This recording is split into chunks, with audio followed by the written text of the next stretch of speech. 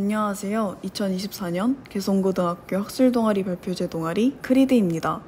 저희 동아리는 비장애 학생과 장애 학생이 함께하는 자연주의 교육과 탄소제로 실천의 상관관계 연구를 진행했습니다. 내용이 다소 생소하고 어려울 수 있지만 좀 더 쉽게 설명하자면 연구 배경과 필요성을 말하고 그 이론적 배경과 선행 연구를 검토하며 연구를 설계하는 과정에서 수업 지도안을 짜보거나 영상을 제작하기도 하고 주어진 자료를 분석하며 연구의 결과를 이끌어내게 되었습니다. 따라서 지금부터 저희가 연구한 교육 방안을 말씀드리도록 하겠습니다. 지속가능한 목표 SDGs, 탄소제로, 온실가스 이런 단어들은 우리 모두에게 익숙하게 들립니다. 온실가스 배출 증가는 지구온난화와 기후변화를 가속화하고 있으며 생태계 파괴와 이상기후 형상 등 다양한 문제를 만들어내고 있습니다.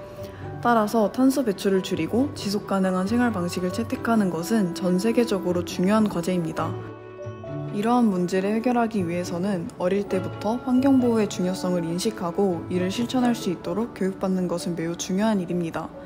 장자크 루소라는 철학자를 보면 자연주의 교육 사상을 강조합니다. 루소가 저술한 에밀이라는 책이 있습니다.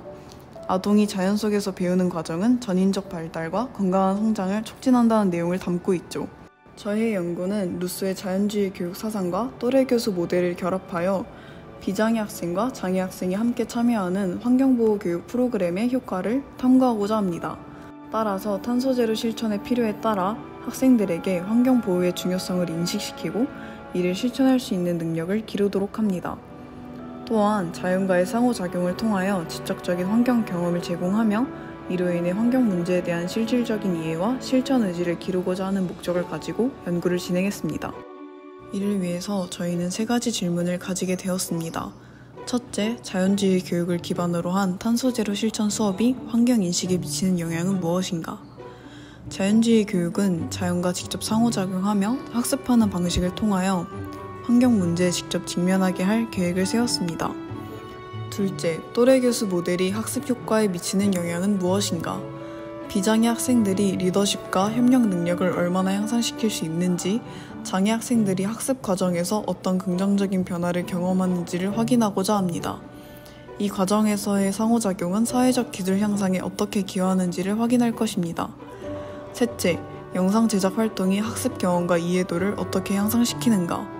수업 과정을 360도 카메라로 촬영하고 이를 바탕으로 영상을 제작하는 활동이 학습 경험과 이해도를 어떻게 향상시키는지 분석합니다. 영상 제작 과정에서 학습 내용을 어떻게 정리하고 표현하는지, 그리고 이를 통해 학습 내용에 대한 이해가 얼마나 깊어지는지 조사할 것입니다. 물론 저희 연구에도 많은 한계가 따르겠지만 이를 넘어서 새로운 도전을 하고자 하였습니다.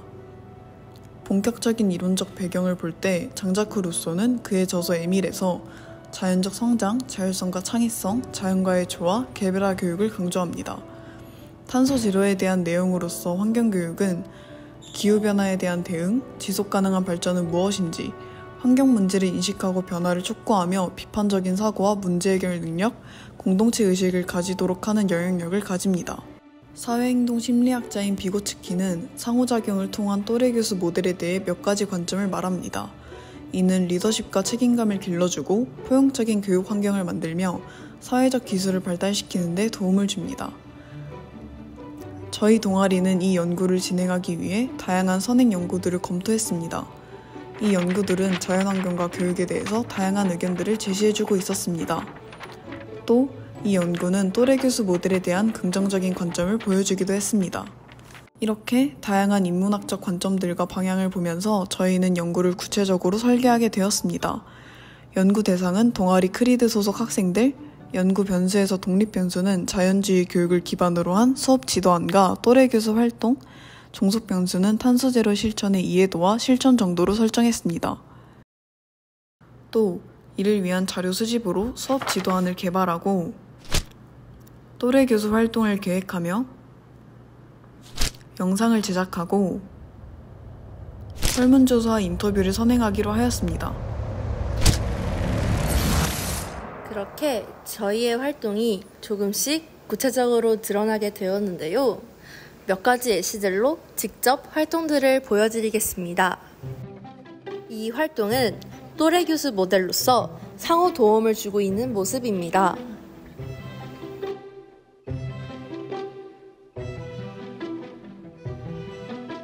지금 나오는 활동들은 탄소 제로 활동을 직접 실행해보는 모습이고요.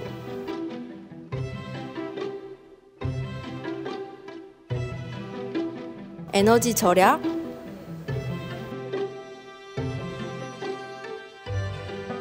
재활용,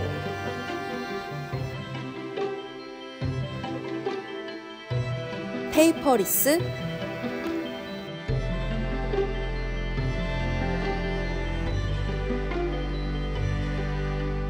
이 모습은 설문조사를 하는 모습이네요.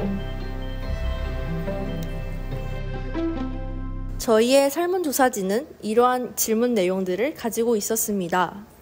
저희는 각 변수를 현재 수업 이해도, 학습 방법 선호도, 환경 만족도 등 여러 부문을 설정했습니다. 그리고 이 내용을 챗GPT를 활용한 SPSS에 입력하여 결과를 도출해냈습니다. 저희가 입력했던 코드는 Descriptives Variable과 같은 변수를 입력하고 결과를 확인하는 방식이었는데요. 크게 기술 통계, 상관관계, T 검정, 회귀 분석으로 진행하게 되었습니다. 그리고 그 결과 협력 경험과 의사소통 능력이 학습 이해도를 높이는 데 중요한 역할을 한다는 점을 확인할 수 있었습니다. 또한 환경 교육이 학생들의 행동 변화를 이끄는 중요한 도구임을 시사하고 있었습니다. 저희는 수업 후 인터뷰 역시 진행했습니다. 인터뷰 내용들을 잠시 살펴볼까요? 동아리장으로서 우리의 지금까지 활동들에 대해서 어떻게 생각하세요?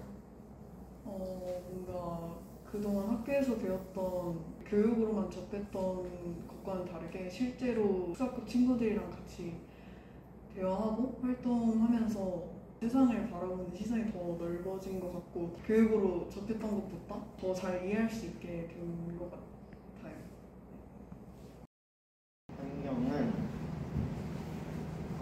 환경은 지구를 지키고 탄소 제로를 해야 그런 게 환경이에요.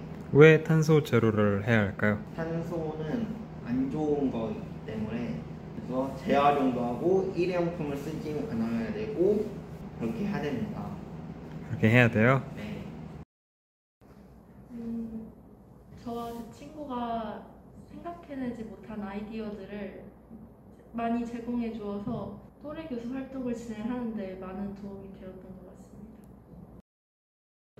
인터뷰 내용을 보시다시피 이론뿐만이 아니라 자연과 지적적인 상호작용을 통해 배움을 체험할 수 있었다고 말했습니다.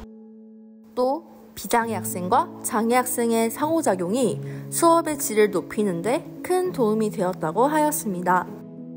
저희는 결국 자연주의 교육과 또래 교수 모델의 결합이 자연스럽고 긍정적으로 이루어졌음을 확인할 수 있었습니다. 따라서 저희 연구 내용을 정리해 보겠습니다. 저희는 장자크 루소로부터 시작된 자연주의 교육으로서 직접적인 상호작용을 통해 환경 문제를 체감하고 환경 보호에 대해 더 깊이 이해하며 적극적으로 행동하는 활동들을 경험하게 되었습니다. 그 결과 인문적인 관점의 접근이 환경 교육에서 상당히 효과적인 접근법임을 보여주고 있으며 환경 인식을 높이는 데 굉장히 중요한 역할을 한다는 점을 알게 되었습니다. 또한 또래 교수 모델이 더해지면서 다양한 상황에서 효과적으로 협력하고 갈등을 해결하며 공동의 목표를 달성하는 과정을 통해 사회적 기술 역시 향상됨을 경험하게 되었습니다. 결국 인문학에서 시작하여 자연주의 교육을 기반으로 탄소 제로를 실천하는 이 연구이자 수업은 환경 인식과 실천 의지에 긍정적인 영향을 줄 수 있습니다. 저희 동아리는 향후 연구에서 다양한 동아리를 대상으로 연구를 확대하고 더욱 장기적인 기간으로 연구를 추적하고 평가하며 다양한 외적 변수를 포함해 심층 분석을 하고 교육 후 가정과 지역사회 등 실천적 피드백을 수집함으로 교육의 질을 높이는 방향성을 가지고 싶습니다. 저희는 그 이상의 도전으로 완성된 영상으로 공모전을 계획하고 있기도 합니다. 저희의 도전이자 발표는 여기까지입니다. 시청해주셔서 감사합니다.